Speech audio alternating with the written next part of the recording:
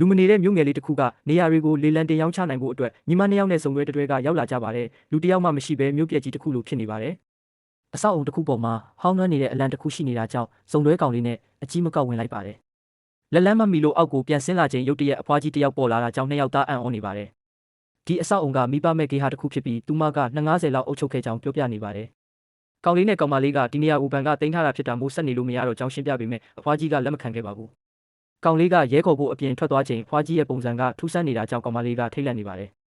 အဖွားကြီးနဲ့စကားအခြေတင်ပြောနေရင်အပေါ်ထက်ကကြီးမားတဲ့အရေးတစ်ခုပေါ်လာပါတယ်အဖွားကြီးကအဆင်ပြေကြောင်းဘာမှမဖြစ်ကြောင်းပြောပြီးအခန်းထဲပြန်ဝင်ဖို့ပြောလိုက်မှဝင်သွားပါတယ်ကောင်လေးကရဲတွေခေါ်ပြီးရောက်လာတော့အဖွားကြီးကရုံရင်းနဲ့အော့အန်ပြီးမူးလဲသွားတဲ့ချိန်လူတန်ကြီးကထွက်လာပြီးအဖွားကြီးကိုကိုွေ့ချီလိုက်ကရဲကားနဲ့ဆေးရုံပို့ဖို့အတွက်စုံတွဲကောင်မလေးကလိုက်သွားရပါတယ်ကားပေါ်မှာအဖွားကြီးကလူတန်ကြီးကိုလိမ်မာဖို့အတွက်ပြောနေရင်အမောဖောက်နေတာကြောင့်လူတန်ကြီးကအောက်ဆီဂျင်ပိုက်တက်ပေးလိုက်ပေမဲ့အသက်ဆုံးရှုံးသွားခဲ့ပါတယ်လူတန်ကြီးကစိတ်တူသွားပြီးအဆောက်ရဲလက်ကိုအားနဲ့လိုက်ပါတယ်တနက်နဲ့ပြစ်ဖို့လုပ်ပေမဲ့ရုံးရင်ဆန်ခတ်ဖြစ်ပြီးကားမောင်းနေတဲ့ရဲမှုကိုထိသွားတာကြောင့်ကားကလမ်းဘေးကိုထိုးကျသွားပါတယ်